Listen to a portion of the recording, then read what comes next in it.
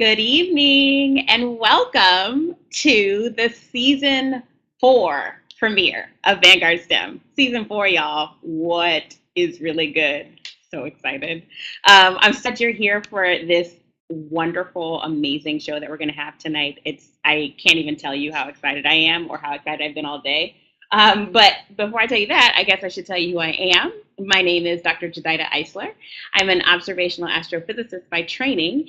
Well, I guess I'm a lot of things by training. And also, I'm the founder and host of Vanguard, Conversations with Women of Color in STEM, which is the show you're watching right now. We like to call it Vanguard STEM for short.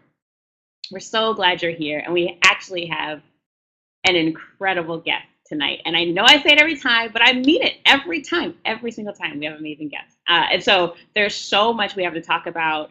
I don't want to get too bogged down in all of our announcements, but I'm going to give you some announcements just so you know how to use the platform and to participate and to converse with us, because it's not just us having conversation, it's having conversation with you too. So we're going to jump right in, but before we do, let me give you a few announcements.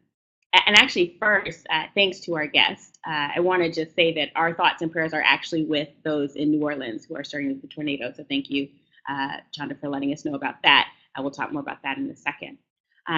So the show is based on radical interactivity. And so we do a live show on purpose because we want you to participate. We want you to talk with us. We want you to give us feedback. We want you to challenge what we're saying. We want you to tell us what you think about what we're saying. And so there are a number of ways you can do that. The first two are inside the platform. You can use the two buttons down at the bottom. You can raise your hand, which means that you have an option to come up and say a video question, or you can hit the ask button, which is sort of like sending a question by text. You can do that inside the window and we'll see it here. The other thing you can do is live tweet, right? You can tweet us questions at hashtag Vanguard STEM or hashtag VS Truth to Power. It's truth to STEM these days. Those are the two ways you can communicate with us. So we'd love for you to engage either inside the platform or outside, share the word, let your friends know, tell all your people. So again, the hashtags are hashtag Vanguard STEM or hashtag VS Truth, the number 2 STEM. The other thing that I should let you know is the show is being recorded. So you should know that. If you're not okay with that, then you might want to sign out now. Otherwise, it is being recorded. We're going to broadcast on our website. So those are all the sort of updates about that. We'll be live tweeting and doing all those fun things. And you can always hit us up at Vanguard STEM on basically any platform. You can email us at hello@vanguardstem.com if you want to tell us something or do something or in other way engage with us. We'd love to hear from you. And the last thing that I wanted to talk about before we get to our incredible show is our Woman Crush Wednesday in STEM weekly series. We've had an incredible amount of people on that. And been really proud of y'all and the work you're doing. We want to keep shining on you. So if you know someone that should be recognized as a Woman Crush Wednesday in STEM, or you are a person that knows you need to be recognized as a Woman Crush Wednesday in STEM, please do either send us an email or just go to our website, vanguardstem.com/WCW in STEM, and you will be able to fill out the form and we'll get you in the pipeline. We're really excited to have you. Okay. That is all of the housekeeping. And I did it in under 5 minutes. I mean, I feel like that was quick. Anyway, now we're on to the best part of the show with our featured and esteemed guest. It is my pleasure to introduce to you Dr. Chanda Prescott-Weinstein. Dr. Prescott-Weinstein is an incredible human being who's coming up to the stage now, and I'm just so honored to have her on the show. She's a wonder and inimitable. I practiced that word today to say to you, Chanda. So we're so excited to have you. Thank you for being on the show. Thank you for having me. This is an amazing platform, despite the appreciate that. tech hiccups that we experienced. It's fantastic. That's right. We'll figure it out. That's how we do. So let me just say, first of all, thank you. It's important that you know that the work you do is important to many of us, that you give quick and keen insight and confidence and courage to many more people than you probably even know. So the work you do both scientifically and culturally is important. We value it. And so it's just really important to say thank you, because often the work of Black women in the world doesn't get enough thank you. So thank you for the work that you do. I appreciate that, and I think I would say ditto. I feel like I'm going to be saying that a lot. I'll try and exercise some self-control. It's okay. We're just going to keep retweeting each other virtually on this call on the show. Yes. So let me ask you this. Generally, I like to read a bio of our guests, but I really thought it'd be interesting to hear how you frame the work that you do holistically, right? So could you tell us how you think about and describe the work you do and why you do it? Yeah, so I guess I started out wanting to be a theoretical cosmologist, which is what I do. I think about questions of dark matter and what is the structure of space-time when the universe was less than a second old, or at least less than a second after whatever came before the Big Bang. And I saw a documentary about Stephen Hawking that was done by Errol Morris when I was 10, and my mom had to drag me, and I was like, I'm not into it. And I came out of the movie saying, that's what I'm going to do. I want to work on black holes. I want to work on cosmology. And so for a really long time, I grew up in an activist family, but I was kind of maybe a little bit the odd one out because I was like, I'm going to be a scientist. I don't want to organize protests, which is maybe a little bit surprising for people who are a little bit familiar with me to hear, since I always seem to be kind of causing a social justice ruckus. Um, and I would say that I was sort of forced to come back to these questions of social justice in the context of doing science, because I think one of the challenges that those of us who are at the margins in science, which is pretty much anyone who's not a straight, white, cis, able-bodied dude, is that we have to figure out how to construct ourselves as scientists. Because going into our freshman physics class, our freshman biology class, our freshman computer science classes, et cetera, we are not being constructed as the typical student. And even when there's programming that's designed to specifically encourage us, which I actually didn't have access to as an undergraduate, because where I went to college, they kind of didn't care about Black women in physics. That we have to do this internal work of constructing ourselves. And as I became interested in these questions of construction, it led me in a lot of different directions, questions of labor organizing and making sure that people's parents have the resources to provide for them, and also simultaneously going in the direction of philosophy of science questions. So I also now do philosophy of science, sociology of science research. I actually have a grant for that. But all of it is tied to my own struggle to self-construct as a scientist, to construct. I have taken to writing down, what does it mean to be a physicist? I actually handwrite that for myself pretty regularly. And I actually end up using my answer to that question in applications for philosophy of science workshops and in statements about diversity. For me, it's always, they're tied together. You can't be a physicist or a Black woman. You're both in this experience. And so trying to figure out, how do I mediate that? How do I talk to myself about that? How do I talk to you about that? Yeah. See, I'm done. I can't even. I ask you one question, and I'm just like, see, this is my life. It's just wonderful. Yeah, absolutely. And, your point about self-construction is so important, right? Because there's something about that, something about the work, as you say, of doing the self-construction, but there's also something about needing to then talk about it, needing to then share it, needing to contend with it in public spaces, right? Because you've just built this thing and now it needs to be contended with. So I really like the way that you frame that in terms of the work and then what the output of that work has to be. And part of the reason why I asked you to self-define is because there is no one word, right? It is still being developed. This thing that you are and the work that you do. So that's just really profound. The construction of identity, and not just that. Can we also just talk about the bravery in doing that work? Like you talked about being forced, but it's still hard work to do. It takes courage to do that. I think that, yeah, so I think it takes courage to be in the classroom even. And this is something, you've done a lot of mentoring, so I think you've experienced this a lot, that the work that we end up doing a lot with the students who come to us is talking about how to be brave enough to ask a question in the Mm-hmm. classroom. But that is one of the hardest barriers to overcome.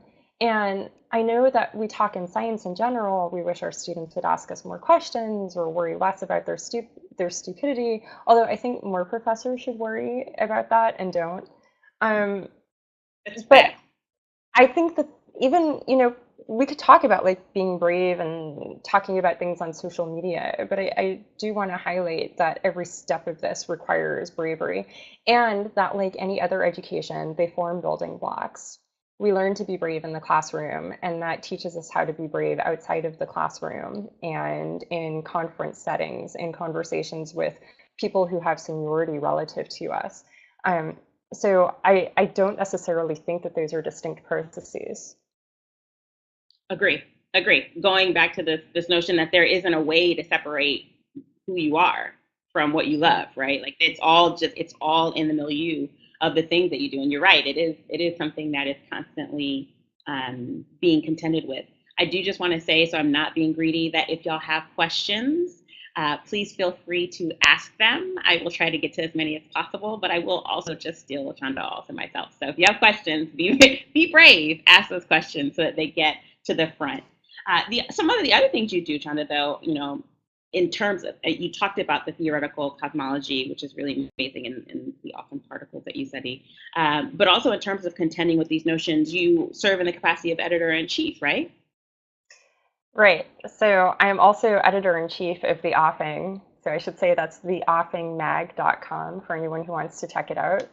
So we are a literary magazine, online only. We publish 3 or 4 times a week. We have several departments. So we have a fiction department, a poetry department.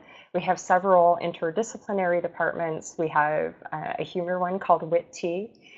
Um, and we are also, as far as I know, the only literary magazine that has a science department, and that's new. It's something that I helped found when I took over leadership of the journal.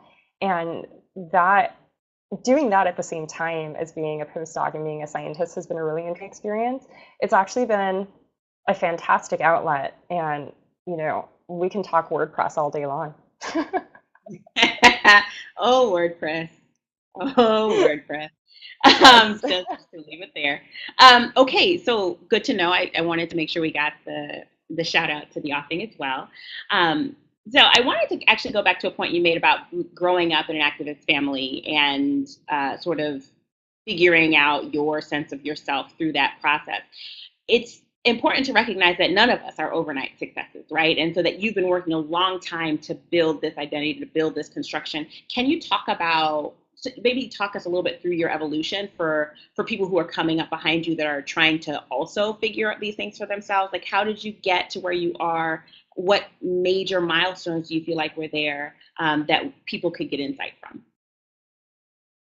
So the first thing that comes to mind, actually, I saw that in the Twitter advertising just now. There was a picture of Ginny from the TV show Pitch, which is about uh, what happens if Monet Davis grows up and becomes a professional baseball pitcher, the first woman, a black woman. So actually, my very first professional aspiration was to be a baseball player on the Dodgers. And I think I must have, at What age three or position? What four, position? I actually, I was like 4. So like, That's a fair point. Fair point. but I think what's actually kind of interesting about it is that I figured out early on that there were only men on the field who got to actually do anything with the ball besides collect them. So at that point, they already had ball girls who were sitting on the periphery. And I am a third generation Dodger fan. My grandfather had grown up in Brooklyn next to Ebbets Field, where the Dodgers used to play when they were the Brooklyn Dodgers, and had basically followed them to Los Angeles. And I made enough of a comment about this to my grandfather that I have a very distinct memory of my grandfather saying, by the time that you are old enough to be a professional baseball player, they will let women play. Um, and so in terms of these questions of construction, that's my very first memory of recognizing that I did not fit into my professional aspirations. I was practically a toddler still, and I was already getting that message. There are things that you can't do because you were born with the wrong body type.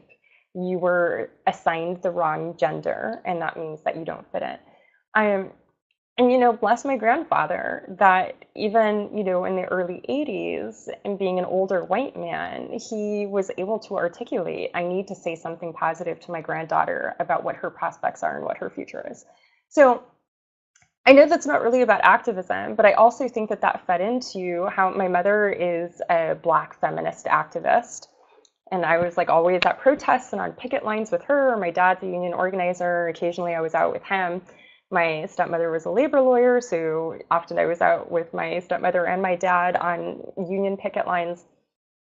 Is that I became very conscious of the gender dynamics early on, as well as racial dynamics. I think partly because I already saw that my aspirations were going to be tied to the kind of work that they were doing.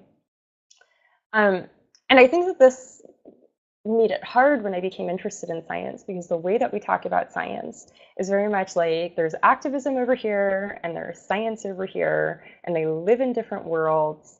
And, it's great if you want to do one or the other, but don't mix them. I think that Right. is a message we get over and over again, right? And I think that, I've now spent 24 years or so struggling to kind of overcome that barrier, help members of my family who were skeptical of the scientific community be more accepting to varying degrees. So I think it's a struggle. I mean, and it's something that's coming up now, which with the debate about the Science March, which is like, do scientists do activism? Right. Right. So it ditto. So apparently I'm going to be saying it too. No, your point about you can do one or the other, but you can't do both is definitely something that we contend with on a regular basis, and not just contending with it internally, but contend with it like with other people. That the fact that you have to justify the fact that one is capable of doing many things.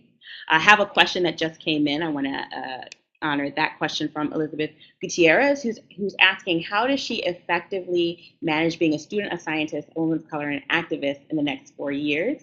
That's basically where we're going with the whole show. So maybe what we should ask at the moment is tying into this conversation about how you developed over time is maybe highlighting first your decolonizing STEM reading list as a way to sort of like start to pick up resource and knowledge. Yeah, so the Decolonizing STEM reading list is something that I've been hosting for, we're coming up, I guess, on the 2-year anniversary of its first genesis. So this is something that's available on my blog at Medium. So it's just medium.com/@Chanda, and it's either one of the first things highlighted. You can find it there. Um, and the genesis of it actually was, somebody asked me a few months ago, was this supposed to be like one of these syllabi that has been circulating? In fact, the question I had gotten asked was it inspired by the Charleston syllabus? But actually, it predates the Charleston syllabus and was just intended to be, people kept emailing me and saying, what are you reading? And so I was like, look, I cannot respond to all of these emails. I'm just going to put it online. And it became a really useful tool for me to circulate around. And then it ended up kind of taking off during different discussions. The debate about science in South Africa, the number of hits that the blog got went through the roof when at the height of that discussion about science in South Africa and about decolonizing science in South Africa. So it's clearly, I think, a topic that has come to a point where it's breaking out of the academic circles where it has been going on for decades, and is inserting itself into the scientific discussion.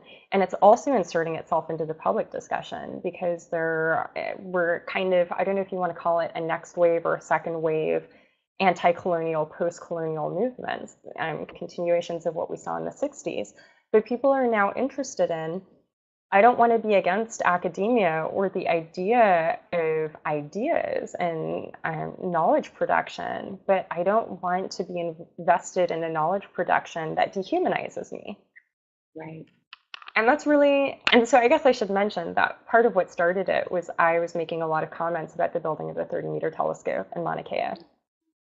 And I was talking about how people keep saying that Native Hawaiians are being religious and not scientific. And I was trying to challenge that framing, that construction of Native Hawaiians as fundamentally not scientists. I thought it was racist. there's like a long list, but first order, it's racist. Um, and people were like, "Where are you getting this stuff?"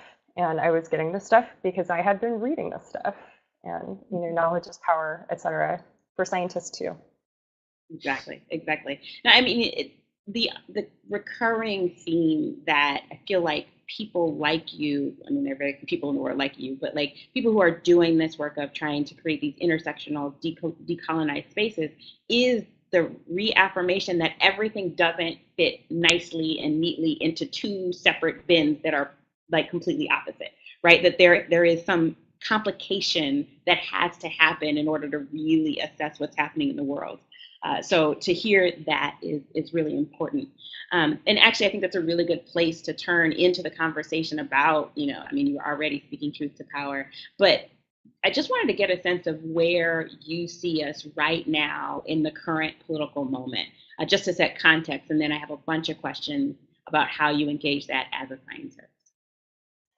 I have really, really mixed feelings about how to even assess the current political moment.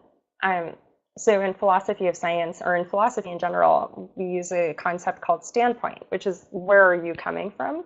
And so a lot of the work that I'm doing is from the framework of feminist standpoint philosophy, which is that we view things through a feminist lens.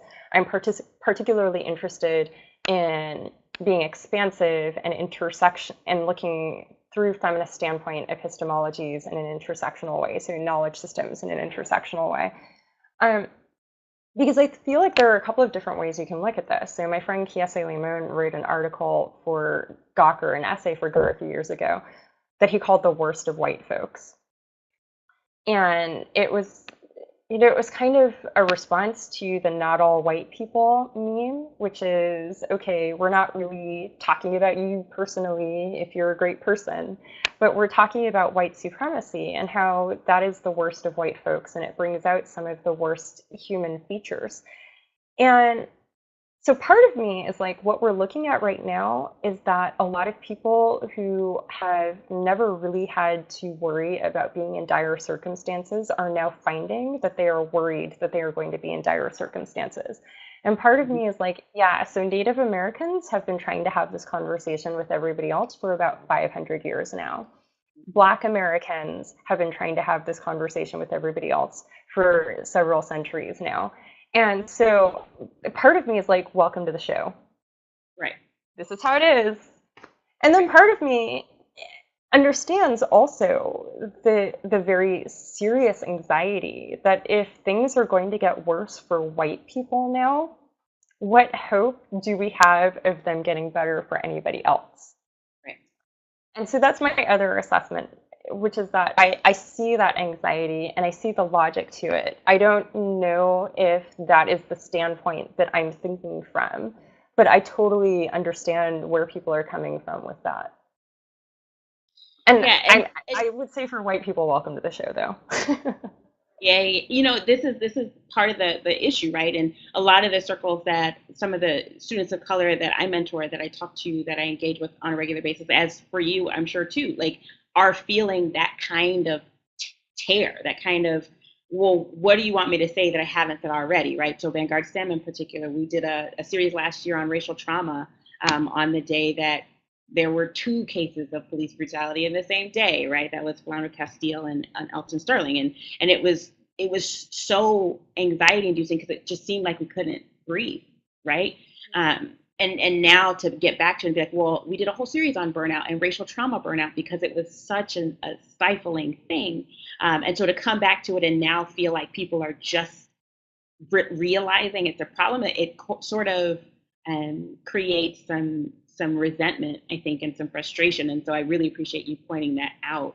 And maybe that's a good place to ask you a little bit about the Science March, and not just the Science March as a Science March itself, but the Science March as a tool for sort of the established scientific community to try to contend with what's happening. Tell me what your thoughts are there. Ooh. So I think I'm interested to see how it unfolds. Part of me is just like a scientist. This will be an interesting data point about what people decide to do. And part of me my immediate reaction is defensive. Like, nobody asked me to do any more work because I already feel so overwhelmed that, like, I really hope that this does not somehow end up creating work for me that adds to the burden I feel like I'm currently experiencing. Mhm. And like, I've had people asking me about leading a local march or about being involved in the national one, and just kind of wanting to have care about how much time I spend educating people who are new to activism and science about 101 type things. And that's not to say that that education shouldn't go on, but I'm not necessarily the person who needs to be responsible for doing all of it. And I have to make decisions about balancing my science and my philosophy of science and all of these other things. So I think that's one, like, very gut reaction I have to it. Mhm. Um, Having looked at the release of the organizer list, so I think it's fantastic that there are so many women involved. Of course, I was happy to see that there is at least one Native American scientist, woman scientist, who is in the leadership. I did notice that there aren't very many physical scientists or mathematical scientists in the leadership. And for me, that raises questions. I think that when we talk about science under this aligned Republican government, that it's obvious why we would be talking about climate change. There was a tornado in New Orleans today. So obviously we need to be having lots of conversations about climate change. Um, but climate change is not the only scientific issue that we need to contend with. We need to contend with the fact that people in government have control over nuclear weapon production, over whether civilian science continues to be funded, or whether we end up feeling like we have to choose between no longer being scientists or having to do military work that we do not support doing. Those kinds of things. And I I have anxiety that those things will not be readily addressed. And I think that there would be kind of an irony in that, given that maybe the greatest legacy of the last era, where we saw kind of a collective push back against fascism, really the scientific product of that was largely nuclear weapons. And people did all of this work building them, and, people are going to debate until the end of time whether it was a good idea or a bad idea. But what we do know is that afterwards, the scientists went, oh, I don't know how I feel about what we just did. Right. We've unleashed a beast that now needs to be controlled. And so what I want us to do is, whether it's in the march or after the march or as part of the march construction, is think about what can we learn from their mistakes and the things that Oppenheimer wished he had done differently. I actually spent a lot of time, this is like one of my weird nerd things, thinking about Robert Oppenheimer. he's like a, As he's like one a does. really tragic Jewish. I'm Jewish. He's like, and we come from similar Jewish intellectual veins, and so I'm a little bit obsessed with him. But I think partly because, like, I also don't want to get to the end of my life feeling the way that he did about being a Exactly. scientist. And that's the trick, right? That, like when we think of, you talk about physical sciences in particular, you talk about, the building of weapons of mass destruction in particular, physics it grows out of the military industrial complex, right? So the fact that we're being asked to do this work and think of it as, quote, apolitical or outside of the realm of what people do with their daily lives is a little bit contradictory. It's actually completely contradictory and a little bit ludicrous to how it was formed. And so when you think about the new issues that are emerging, like you say, the use of these weapons or climate change or gene editing or all of these things that are like literally like the intertwining of science and, to some extent, ethics and sort of governance and military and all these things, like we have to have space to talk about these and contend with them if we are going to be the ones that are producing the knowledge. And to go back to something you said earlier, producing things that are going to work against our own selves is not, that's not that is not the way to go. So it's a really, really interesting point. And there I have a question about, one of the things I've heard people say really in response to all of these things is, and it's well intentioned, that like in order to be able to deal with the onslaught that is happening right now, what you have to do is pick a couple of key issues that you personally care about and focusing on those and sort of leave the rest behind. And of course, that's an individual thing, such that the plan is that collectively someone is working on everything, but that not every one person working on all things. But I tend to feel a little bit uncomfortable with that language, because what happens when you sit at the intersections of issues that are in different categories, which is Yeah. taken for granted as not being the case. Yeah, so I think, hovering over all of these things is always how much easier is your access to your fundamental human rights than other people. So people often use the word privilege as the framework for this. But my grandmother, Selma James, I really have to give her credit for this, pointed out to me once, when you say privilege, I think what you mean is that some people get access to their rights and other people don't. Right. And so, this question of if you find yourself asking the question, should I be political? That already tells you something about your standpoint, about your positionality, that you feel like you could get through the next 4 years without being Right. political, that you have felt like you could get through the last 34 years, in my case, without being political. I clearly Right. haven't felt that way. I don't think you felt that way about it. Um, and and so I think that even in how these questions, and this comes back to my one of the reasons I got interested in philosophy of science stuff, is I started saying you need to think really, really carefully about the question you're asking and what do those words mean? What does it imply about you and about the person you're having the conversation with? And I also just want to kind of point out, like, totally what you said about people saying we can pick one issue for ourselves, and then somewhere out there, there's like a God, Jesus-like figure that is putting it all together for us. Mm. And sort of interestingly, those Jesus-like figures are often women. They're often women of color. They're often Black trans women, for example, have been holding it down in North Carolina, not just about Absolutely. HB2, but also about police violence. And for them, they can't separate those two things. They don't have that kind of choice about the situation. It's almost, I mean, given that Betty DeVos was selected today, it's almost like a school choice situation, right? So, I mean, I think I would urge people to think carefully about this. And then I would also say to people who are in the margins on some level, this doesn't mean you break yourself. But I'm talking more to people who have not experienced life at the margins to stop asking other people to break themselves just because you feel like you need to have choices. Like, I would like to have a choice in, how the Electoral College works. I don't right now. Working on it. Somebody preach. Yeah, Preach. right. Right? Like No, and the idea of personal responsibility always coming before the community. It's also, as a Jew, that's not how Judaism works either. well, like that's the point, right? Like this space is for women of color, right? Because there's so much of that impinging on us all the time. And so, one of the your I'm going to have to go and now read about this. Did you say standpoint theory? Yeah, I'm yeah, about yeah. that life. Feminist standpoint But epistemology. Yeah.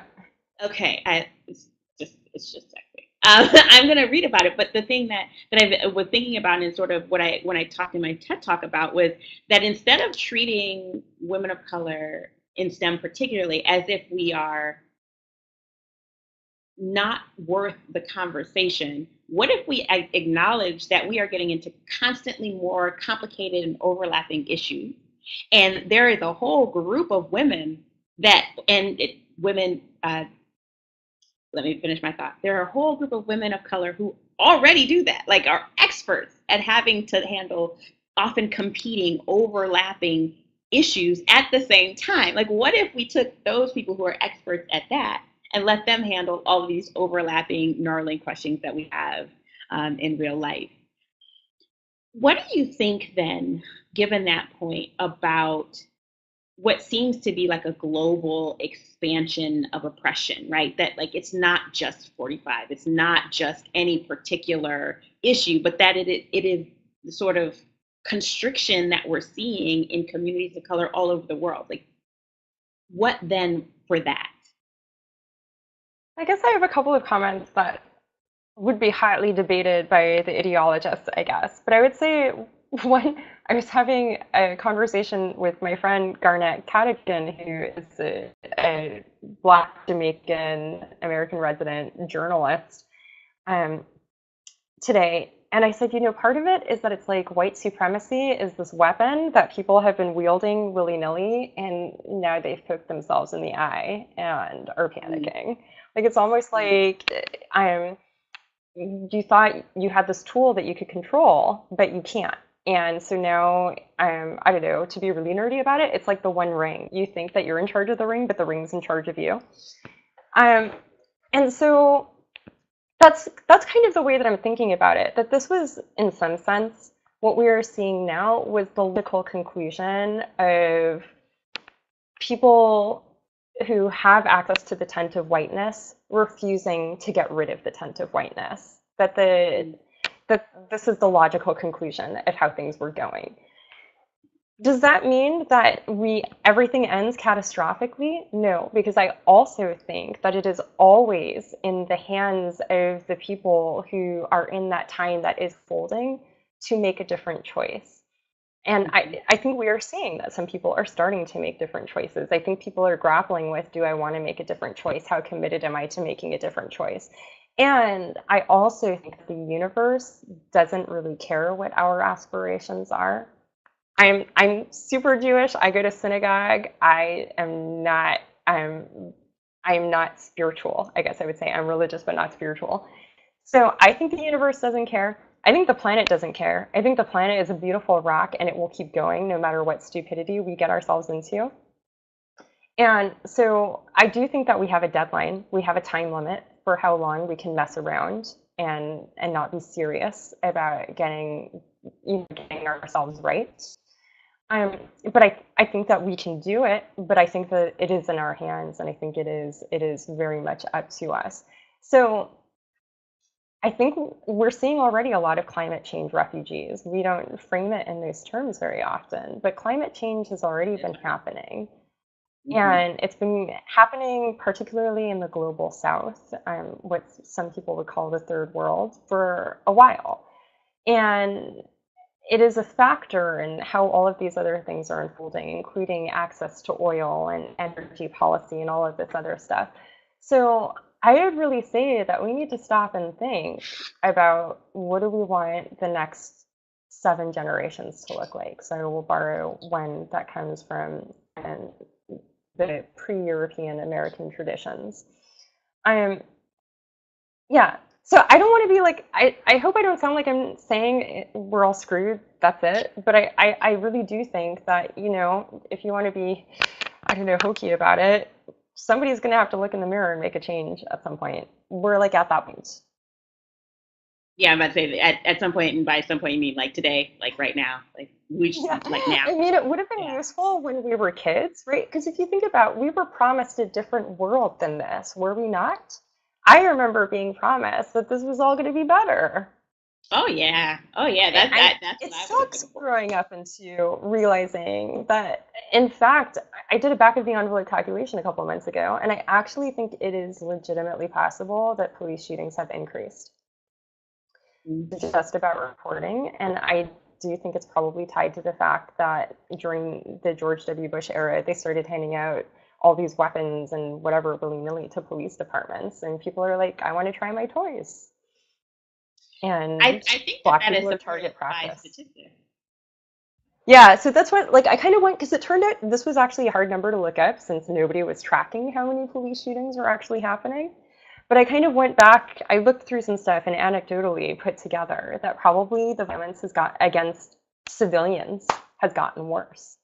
This is not the world we were promised. And I get people feeling shocked about that. It's true, though. It's true. It's true. So let me ask you this, because a lot of the people who are watching the show and watch often are in themselves activists, right? They are either doing direct action, or they are resisting in subtle ways, or they are, to borrow something I got from Monica Felu Moher, they are resisting through existing, right? So maybe we could pivot just a little bit before I check back in on questions, and so that I can ask, what are things you recommend for people to do now?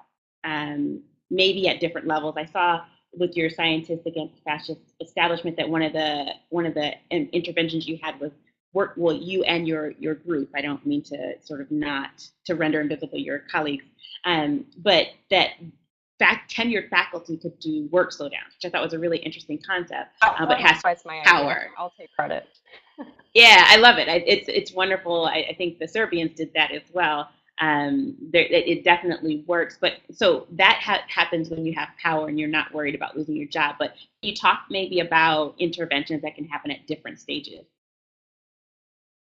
I would say particularly for undergraduates. So this actually came up at the spin up at Harvard that they did a few weeks ago before the conference for the undergraduate women in physics that they hosted at Harvard, and I was in attendance.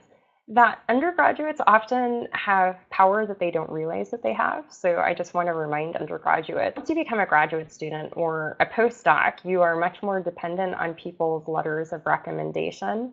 So if your advisor is a sexist pig, it can be a difficult situation to kind of navigate. Do I still want to try and get a letter from this person? That kind of thing.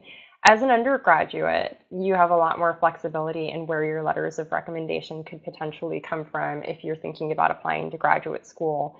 You're not as financially tied to a lab, etc.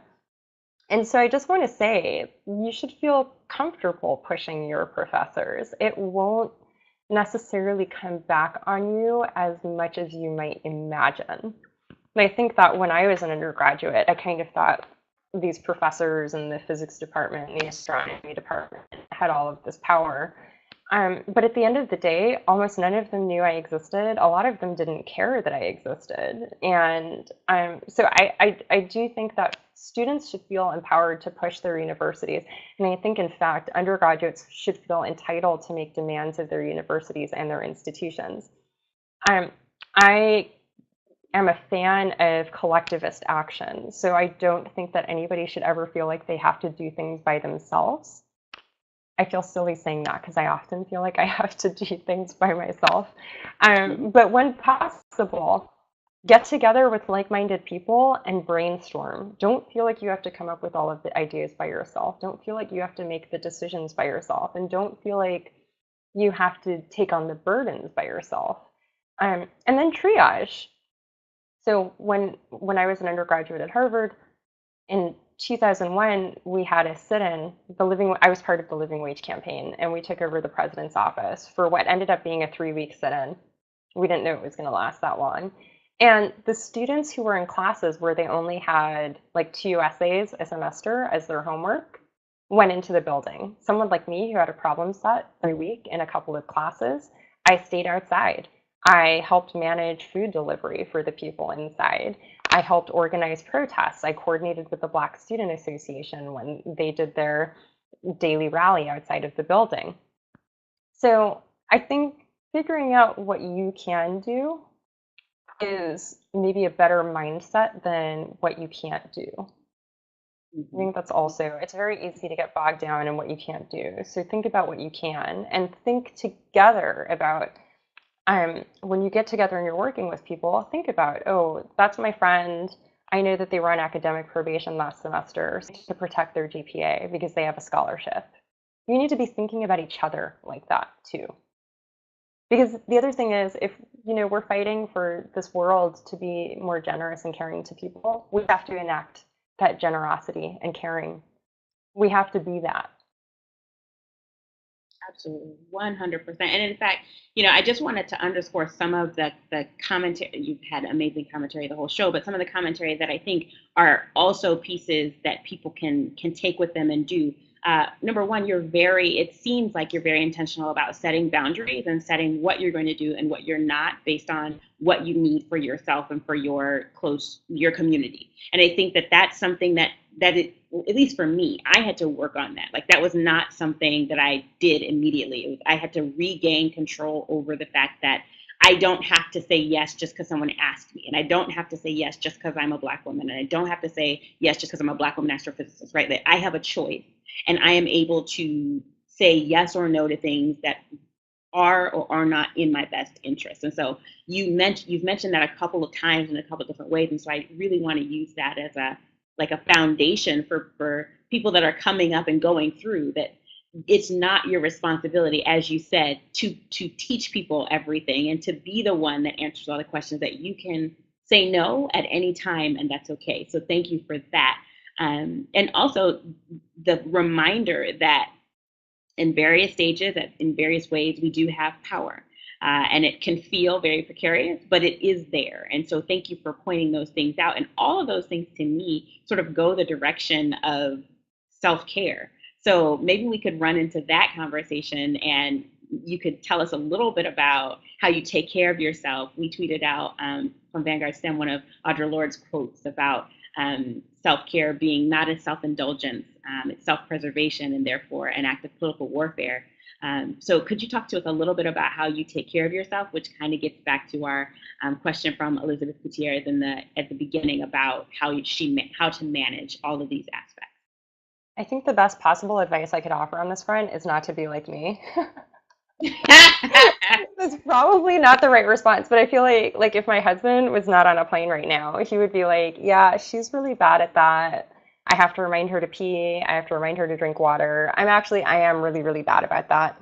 And it's gone through phases. There were points at which like I became a certified Pilates instructor because I have chronic pain. And I knew that I was not always going to be in a position where I could readily access a studio. And so I wanted to be able to guide myself through needed movements to help me manage the pain. And I actually got to the point where my chronic pain, which had been so debilitating in graduate school, that I was on maximum doses of 2 different painkillers for most of the last 2 years of graduate school and for the first 2 years of being a postdoc. And I've now been at the point for a few years now where I don't need to take drugs at all for the most part to manage it. And I am very, very aware that my habits over the last year have been such that I am basically asking for a backslide. And so I can say that I'm thinking about it a lot of the time. I also had to have a heart to heart with myself recently that reading while watching TV did not actually constitute relaxing because I'm still working while watching TV. And, Mhm. you can be like smart and kind of stupid. And I would say that was one of my like not very smart moments where I was like, oh, it's not really relaxing if you don't stop working. Um, Yeah. I will say that I am able to really take a break. And I've been really encouraging people, especially since the election, spend time with your friends. Um, Partly not to sound like all, I don't know, nihilistic about things or whatever, like you don't know when you're going to get to see them again. We don't know what kinds of divisions are going to be put between us. And so I think we need to be very conscientious about valuing the time that we do have with our friends. And so actually, the Sunday after the inauguration, Kevin and I had a brunch party at our house and we invited a bunch of people over.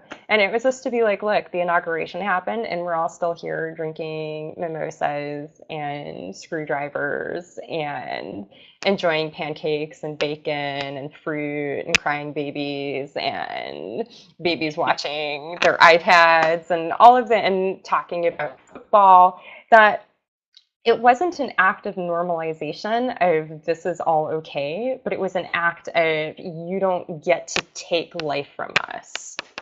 Mhm. And so Mhm. I think that what people need to be thinking about is how can I strike a blow against an administration that doesn't want me to exist? How can I exist in opposition? And that doesn't always have to mean being out in the streets and shouting at people. Although the following Sunday I was in front of the White House shouting. So you can do both, right? Like that's not what I did last Sunday, it's what I did the Sunday before. Yeah.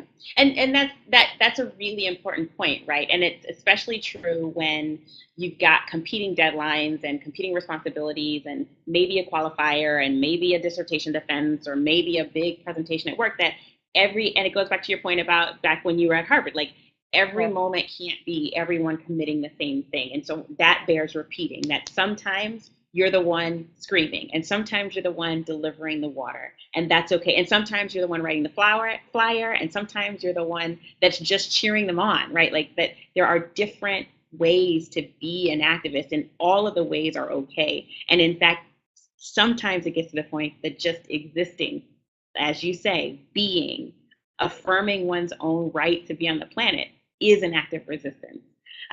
So please keep yourself up and together. Please do not backslide. We need you.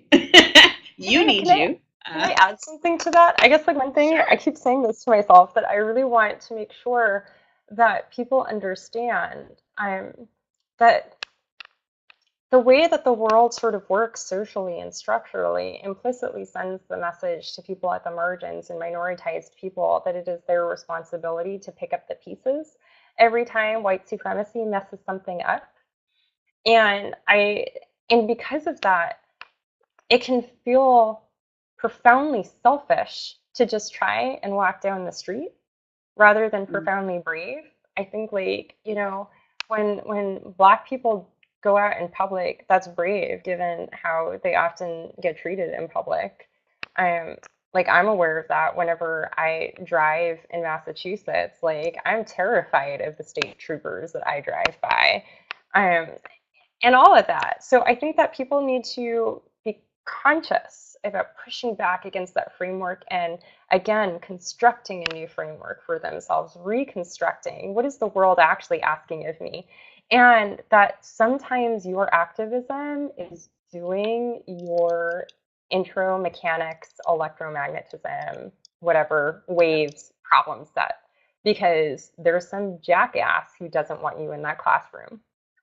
Your activism is being in places where you are not supposed to be and turning them into places where lots of people like you and unlike you can be.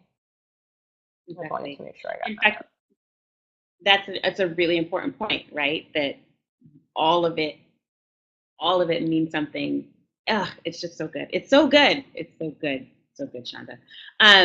There was a question that we had from someone wanting to know about sort of dealing with being a person, the only person of color in our program. So let me just check and see if we can get her to ask that question. But in the meantime, let's see. I I just feel am like you curious should of answer about that your. question. Uh, I mean, uh, I feel like this whole interview should be reversed, that you should be giving it. I'm just saying, fans, make demands. Make demands. No, it's interesting because part of the fun for me is having the conversation, right? I do admit that sometimes I'm like, man, I wish I could answer that question. I get a little question envy. But I hope that there are the sort of little tidbits that I'm adding help. But we both did it, right? Like we both um, fought the good fight to get the three letters behind her name. And we're both working both together and in larger spheres to try to make it easier and better and more just for people that are trying to do it now. Because at the end of the day, like we love physics and astronomy and chemistry and biochemistry and computer science and all these things, and it should not be a mortal fight to do the things that we love. Like I know that we talk, and we both critique this together, but like I know that people often talk about, oh, well, the reason you want people of color or other marginalized people in STEM is because it's good for the nation, right? Like we've heard that. But ultimately, the reason why I am for it is because it's true freedom. Like if you love space and you want to study space, then you should have the freedom to study space, right? Like, and if it's good for the country or if it's good for the school, then fine. But it's ultimately an act of personal freedom. I mean, can we also So talk about frameworks that frame the value of Black presence as questions of service and what service Black people can offer? I mean, I know that that yeah, statement's not just made about Black people, but I think it has a particular connotation when you start talking about what value do Black people have to the United States. Oh, I don't know. Why don't we go look at Yeah, the cities that Black people built? So yeah, I think that there's a lot to be said there. quite a bit. Quite a bit. Okay, so we have Ashley that wants to come up and ask you a question. So I'm going to let her do that. Ashley, you got a minute, sis, to ask your question, and then we're gonna have to start wrapping up soon. Ladies.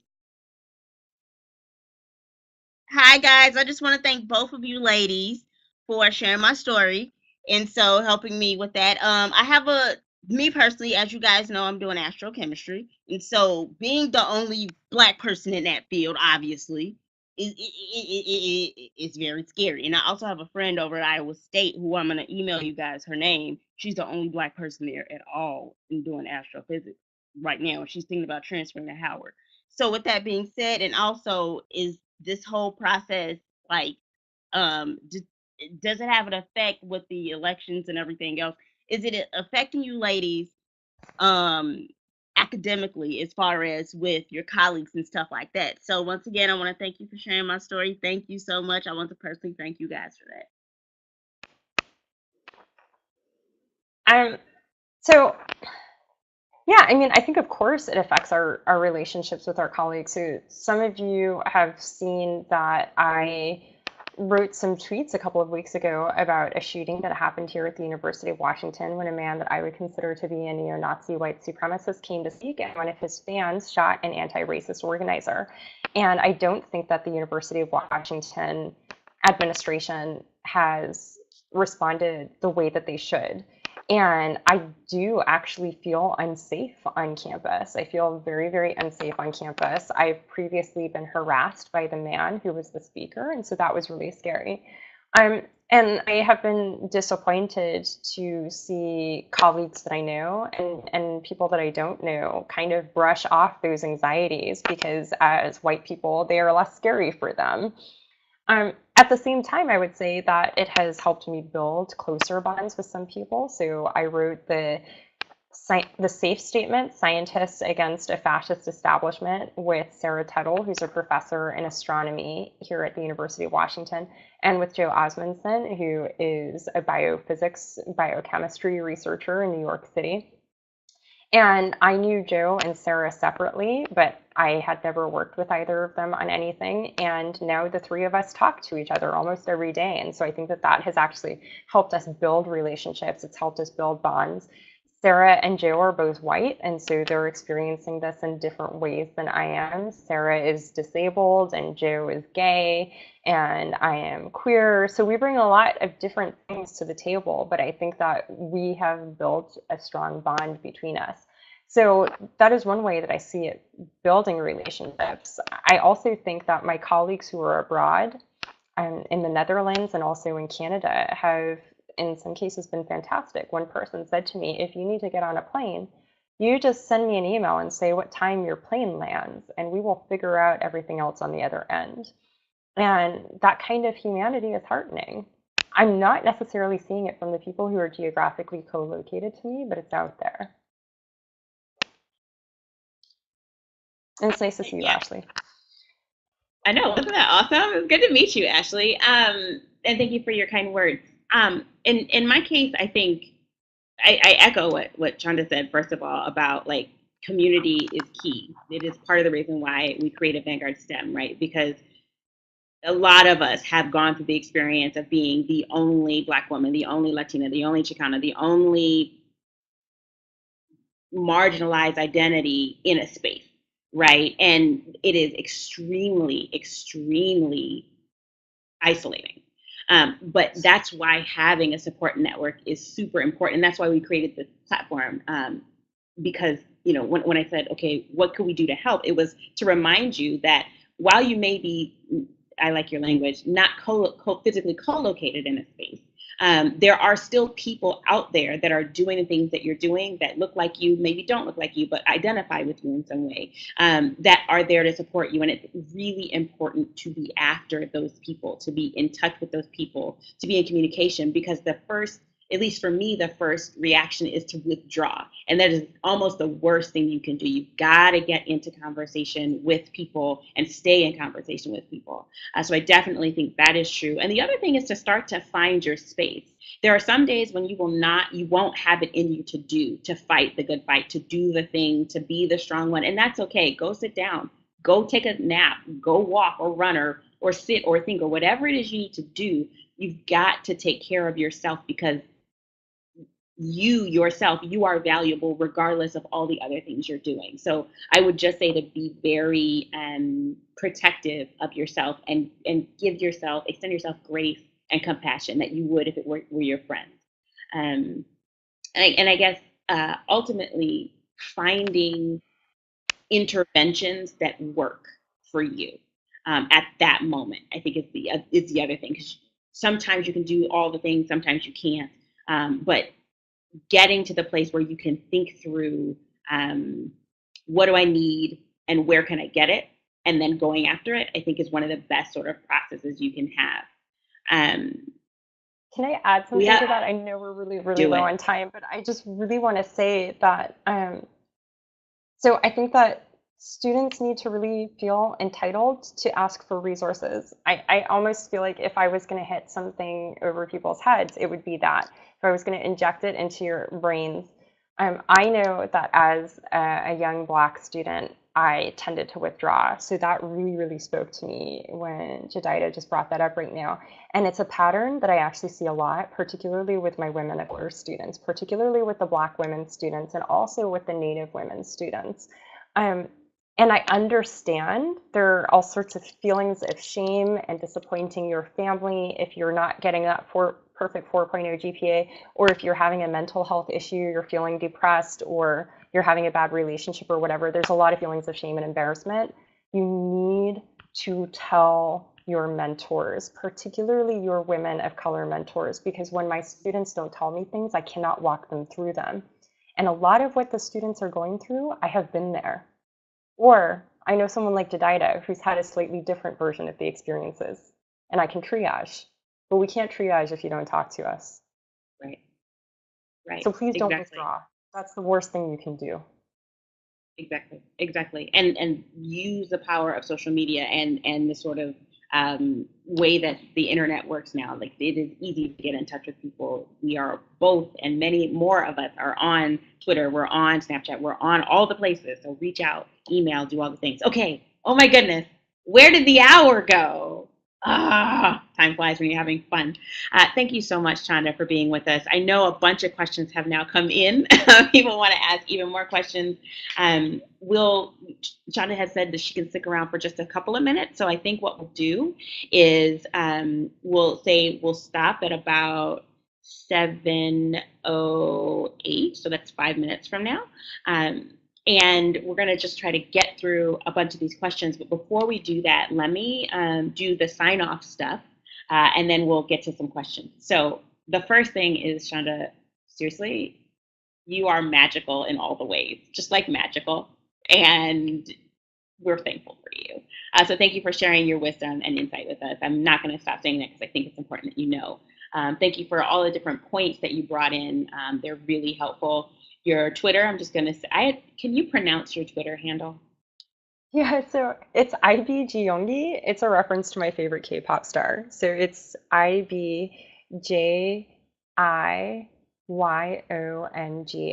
Yes, I can spell.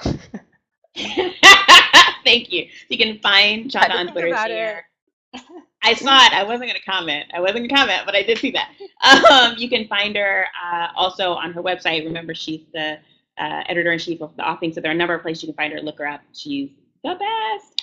So let me now, and so thank you for watching, for those of you who have to go, but for those of you who want to stay, let me get you some questions, Chanda. Question from Danya. She says, how do you manage advocating for justice when no one else supports you or want to help? That's a really, really tough thing. So I think, again, what we just talked about, find people in other geographical locations, network online. This is the social media that we have now. it's incredible. I mean, before social media took off, I did a lot of that through the National Society of Black Physicists. And then once I was a graduate student, also through SACNAS, the Society for the Advancement of Chicanos and Hispanics and Native Americans in the Sciences. So I think that if you can't find it in the place where you immediately are, then you go out and seek it in other places. Great answer. What is this is from Savannah Bertrand. What has been your most life-changing or challenging experience as a woman of color? Um, that's a really, really, really tough question. Okay, so I'll just say that you know, I got really frustrated with Facebook one day in like the fall of 2014. And so I was like, I'm just not going to use Facebook, which like anybody who knows me on Facebook is like, she never actually stays away.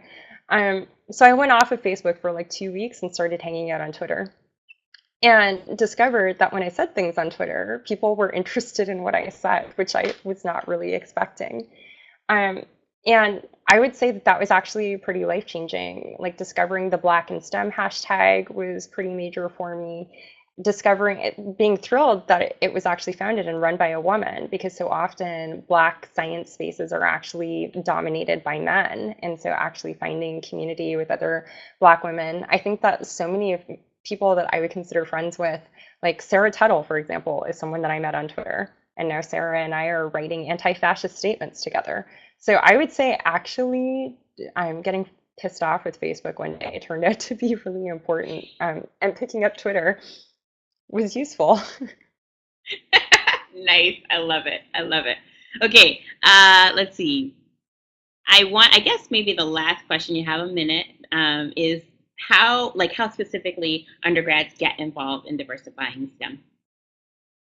So my number one, when the Black on Campus movement took off after protests at Mizzou and also at Yale, the number one demand across the United States, the most requested demand, was more Black faculty. I really think I wish that I had felt entitled and empowered to say to the Harvard Physics and Astronomy departments, you guys haven't hired any Black faculty, and that sucks for students like me. So I think every student has their own thing that they would prefer, but I know that I didn't feel entitled enough to ask, and I wish that I had. And so I would strongly encourage the number one thing that you absolutely can do is give your school the feedback that they will get more donations out of you if you see some more color on their faculty.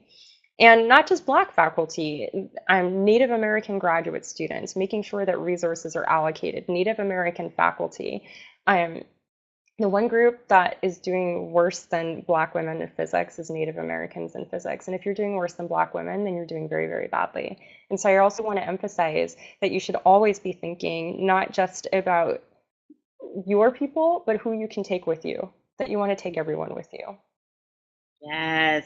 Yes. That is the And best place. do anything to take everyone with you. Although white supremacy disagrees, but whatever. To white supremacy. Whatever to white supremacy. That's a really good place to end, Chanda. Los Angeles. Talk to the hand. I love it. I love it. Well, thank you for staying late and for keeping all this wisdom into this group. It has been a wonderful season 4 premiere. You have been an incredible guest. Thank you all for watching. You can continue the conversation on Twitter because now you heard that Chanda likes that. Okay, so keep the conversation up. Hashtag Vanguard STEM. Hashtag VS Truth to STEM. Thanks so much to everybody. Have a wonderful night. Thank you. Bye.